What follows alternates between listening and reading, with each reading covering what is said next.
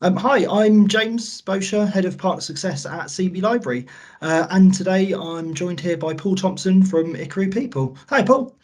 How's it going, James? Good to see us. So thanks for joining me today. I think in kind of celebration of the partnership between CVLibrary and Voyager, really great time to catch up and Yeah, really just share some sort of thoughts and ideas on things we're kind of seeing in the market and kind of catch up on trends we're seeing for recruiters really. yeah, Um, couldn't agree more. So much has changed in the last 4 or 5 years. Not mentioning the P word, but yeah, it's I think if you think about the things that we talked about only just a couple of years ago, it's almost gone completely in the other direction, hasn't it? So yeah, lots of change. I completely agree.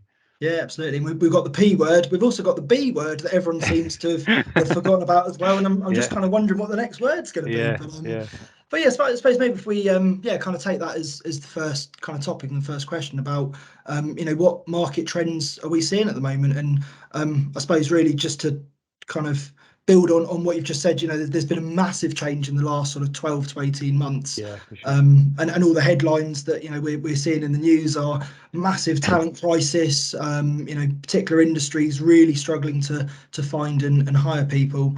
And it's been quite a challenging time for recruiters. I think it's fair to say at the moment, isn't it? Yeah, I mean, look, I've been here for way too over 2 decades. I've been working here at Voyager selling recruitment software, and I think if you look at what Voyager was in the early days, it was a place to dump data. You had a door, people walked in it and registered on a piece of paper, and then when the job boards came along and the likes of CVLibrary entered into the world and changed it for the better, we've gone from a world of there's too many candidates.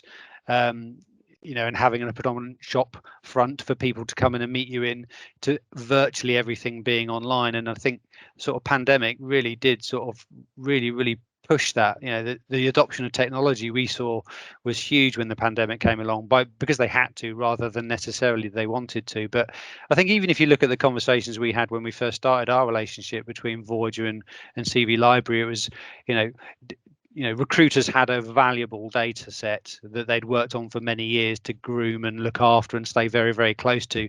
And dipping into a CVLibrary or a LinkedIn was seen as well, maybe there's some stuff I don't know about. And I think that has changed. It's a case of having to be connected to the data wherever it is now.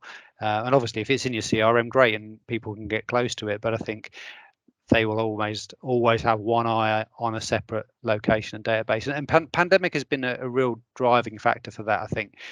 When the pandemic came along, I think the conversation I had with Mike was around there are no candidates that want to move because they're on furlough and they don't want to leave, but they might want to leave. So maybe a second job. And it was all very, very messy and there was a lot of mystery. And now it's almost the opposite. It's gone from there's too many candidates. What do you want to do with them? To there aren't any candidates. What am I going to do with my time? And that's the trend that we've seen. And it's literally gone from one to the other in 18-24 months. Yeah, absolutely. And I don't know if you remember this about me, Paul, but I absolutely love some stats. So Yeah, here's stat man. here's one I made earlier. The number of vacancies open in the UK at the moment is around 1.3 million, That's mental, which isn't it? is insane. And I think I'm right in saying that that's actually just more than there are unemployed people.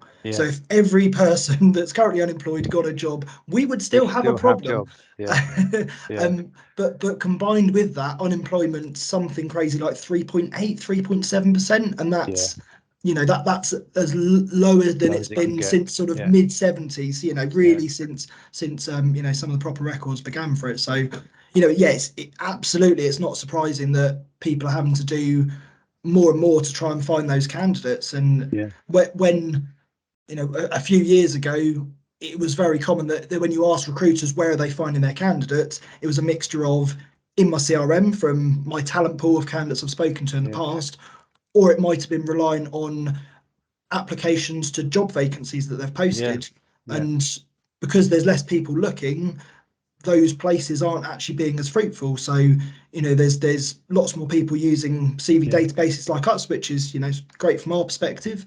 But people also getting creative in other ways. More and more referral schemes. yeah, Social media posts to try and get a good brand yeah, following.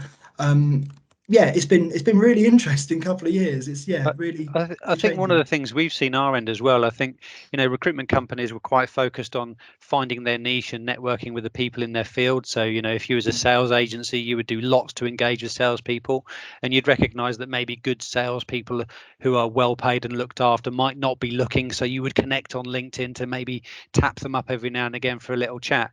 But I think there's a lot more in that spectrum now, isn't it? It's almost like I'm not actively looking, but, and then there's I'm not actively looking, but I've got a CV and you can have a copy of it. And then there's I haven't got a job, can I get one? And if you are in the market now and looking for a job, you're choosing not to work if you don't want to. Do you know what I mean? There's not a lot of excuses for not working now. And I think, if I consider myself, having been here for as long as I have, if I was to get fired, I'm pretty confident I could get a job within a week doing something, maybe not what I want, but I could definitely get a job. Whereas for me to leave, I'm going to need to find something quite unique to my taste. I'm going to look at the market. I'm going to look at jobs on a job board and a website like yours. And if I do need to take a step further, it's very easy for me to then upload a document, send it to CVLibrary and get a few specialist niche recruiters talking to me. So I think your recruitment is a service now. I mean, it wasn't before. It was like you're either unemployed or you're not. But now people think hard about their next move, and there's huge opportunities. There's lots of growth. There's no candidates. It's driving ridiculous pay increases. We're seeing some of those challenges in our business here. To find the right talent is multi-pronged attack now. It's you've got to do a bit of everything. Yeah, be interested to see if you've seen any of the what I call the crazy perks for job adverts. I think in our position, luckily I get quite a lot of visibility of thousands of job ads, so I've seen quite a few weird and wonderful ones. I don't know if there's any sort of perks you've seen on jobs listed that have tickled your fancy and gone, oh, actually, you know what? Yeah, I think there are a few. I mean, sort of work from home thing wasn't really seen as I don't want to say it's being normalized now, but I can imagine if I was looking for a job, opting for an office only role would be, it'd have to be quite an exciting opportunity for me to consider giving up the flexibilities that I've become accustomed to, primarily because of the pandemic. When the pandemic hit, we had to work from home. So for our company, it's kind of like everyone's got a hybrid environment. So all of a sudden looking for another job, that's not the excitement thing. But half days on Fridays, work as much as you like, unlimited holiday. I mean, I still like the fact that we got a fruit bowl here, but do you know what I mean? It's changed. And we're seeing all sorts of things, sort of annual, if not, it used to be an annual Christmas party. Now companies are having monthly social attractions and things like that. So I think if you recognize that you can't necessarily afford to pay enough to get the candidate you want, then it is going to be a case of, what is going to motivate someone to move. In the olden days, it was, there's your desk, there's your phone, and you might get a company car after 5 years. But now everyone's got Bupa, everyone's got flexible working, everyone's got a nice work. Well, we would hope everyone's got a nice working environment with a nice air-conditioned office. So, I think if you are looking for a job now, then you can afford to be a bit more fussy than you would have been. And I think if you're in the recruitment sector, you've got to employ all of the skills at your fingertips to get in front of those people. Sticking an ad on a job board will attract the people that are looking at it. But what can you do to engage with the people once you've got their data? How do you stay close to them? How do you appeal? I mean, the crazy perks. And not everyone's motivated by money as well, isn't it? That's the thing. It was kind of like you get paid on your holiday and that's it. But now I think people are looking work-life balance. So the two that have kind of caught my attention are so there's one where it is work from anywhere, and this company actually encourage you to spend at least 1 month a year working from a different country. So on their careers page and all of that stuff, it's photos of their entire team working from the most exotic place possible. So they've actually turned it into a bit of a competition for, here's the team of 20, Fred's up a mountain, Jim's on the beach, Jenny's doing a cycle tour around wherever. So that, exactly as you say, it's not always money. The other one, which I found quite interesting, I was reading an article about how many people bought dogs during the pandemic for everyone stuck at home. Well, actually, now people are still working remotely, but it's more of that hybrid. So actually, we've seen more and more job adverts advertise dogs welcome in the office. And I know that's kind of always been a thing, but actually more companies appear to be doing that off the back of everyone buying dogs during the pandemic and, you know, suddenly realizing working from home 5 days a week isn't, you know, necessarily what everyone wants all the time. I saw an interesting one a few weeks ago, and it said degrees not compulsory.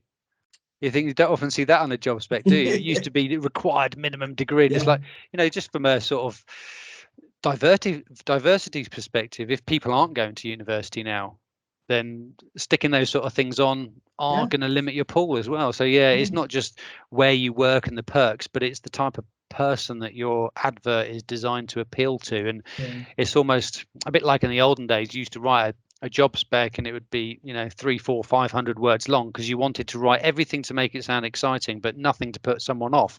Now it's almost like, this is our company, this is why you should work for us, you know, be part of the team. It's a proper advert, isn't it? I think it's a multi-touch advert for a job now. If you just read the job spec of the average project manager, they're going to say the same thing. It's going to use the same words. So I think it's interesting that the actual job description bit on an advert now is maybe only a third of the copy. You know, you read more about the company and what it's like to work here with links to videos of meet the team. Absolutely. I mean, some of the conversations I've had, you know, I've actually felt like I've been in their office because there is so much content out on the web about them. You know, you quite often see interviews about people in their first week and, you know, a year on from joining Voyager, this is what it's been like, those sort of things. I think people are much more creative than they used to be. It's recruitment has changed like beyond all recognition in the last 5 years.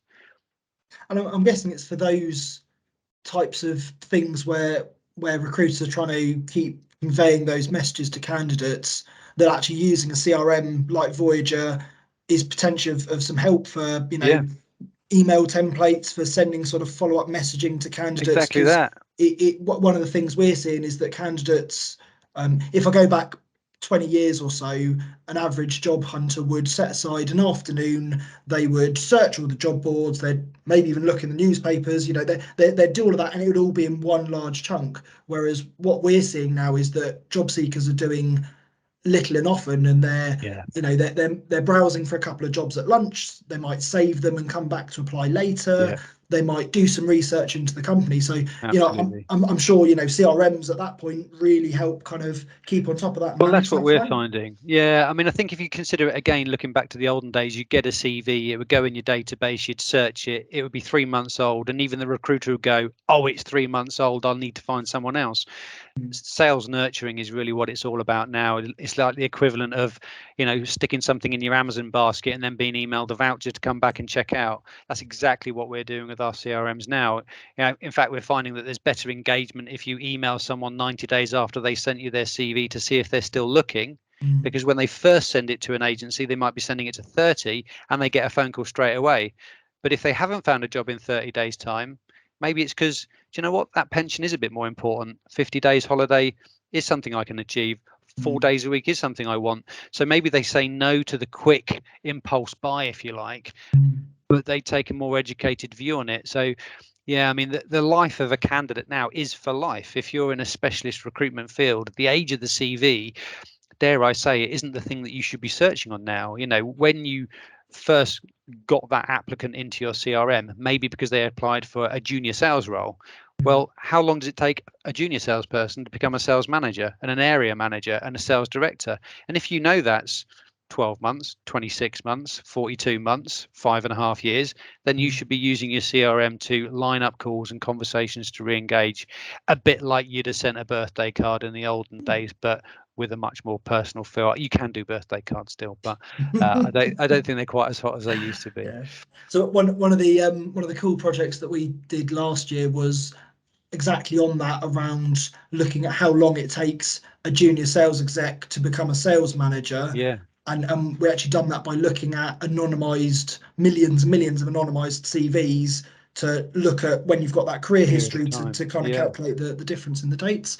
And then some of our clients then using that to kind of send nudge campaigns to those candidates to say, oh, by now you should have had 3 promotions and be earning £70,000. Absolutely, yeah. Are you interested?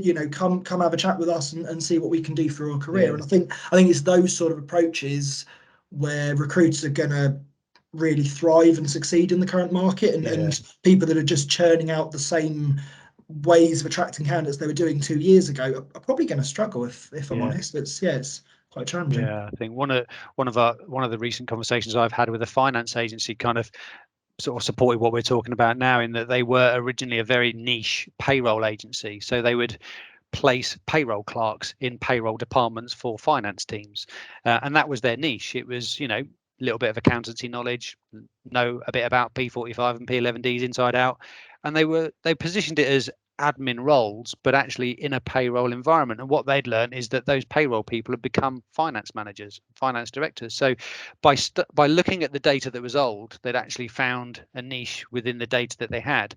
A few newsletters go out, fancy looking website, completely revitalized what was a failing business at the time. So yeah, I mean, data is key at the end of the day. People, I say all the time, people don't buy Voyager because it's a database. They buy Voyager because what you can do with the data that you've got within it, unhiding that gem and digging out that little golden nugget is really what you need to do. You need to keep the funnel open, to keep the door open, to keep the new blood coming in, but maybe recognize it's not just about the CV, it's about extending the life of that relationship, which might well start with the CV. Yeah, absolutely. It's probably a good link into reminding people what the actual integration between Voyager and CVLibrary allows people to do, and I suppose just taking exactly what you've just said, it allows recruiters to search the CVLibrary database alongside their own talent pool inside Voyager. That's So right. when you're searching for your finance administrators that you last spoke to or registered 4 years ago, through Voyager you can search not only your own candidates but also the 17.8 million or whatever the latest number is in CVLibrary as well. So I think from a recruiter's perspective, we normally get really good feedback from recruiters that are using the integration, because it just saves them time having to look in 2 different places, search for 2 things over the top, and all of that manual importing, exporting of data. It's really it's hopefully giving people time to do what they need to win business and have those conversations with the candidates, rather than all the boring clicking of buttons between 2 different IT systems. So well, I think we've done a particularly good job with the integration to CVLibrary. We recognise that our pitch as a software company is that our product is the platform that you should spend your time in. So what I particularly like about it is, whilst on a CRM you might search for specific coded candidate that is quality data that is known to you. So the sales and managing director from a software company that is in your local area. If when you do that search, you're kind of running out of options and you don't have the volume of applicants that you need, or maybe you don't have anyone. Maybe that's the thing. Maybe you look at your database and you just don't have anyone, but there is that tab that you click one button and it will show you the results for the search you've done. So on one screen, you will see what you've got in your CRM that you should be putting your effort into getting to know and nurture and stay in touch with. But you can also have one eye genuinely on the same screen where you've got the Voyager results alongside the people that you don't yet know. So it's kind of like the fishing pool that you might go into. CVLibrary candidates, they're the freshest out there, their CVs, they're people actively looking for work. So in certain sectors, it's hard to beat. Awesome. Now I do think we need to see how good our video skills are. Paul, can I get you to point up in the air? Oh my god. Or hand in a little bit. There you go, like this. There we go. Now, by magic, that's where Paul's contact details are going to appear for anyone to get in touch, Paul, if anyone wants to find out more about Voyager, and find out more about how to actually use the Voyager CRM to kind of do all of those great things we're talking about. Hopefully, with magic, the same might appear for me. I'm hoping that our video team are very good at doing things like that. Nice one. Awesome. Well, yeah, Paul, it's been great catching up, and likewise, James. Good to see you again. I'm sure we'll do the same in a year or two and discuss how the market's changed massively over the next 24 months. For sure. Likewise. Good catching up, James.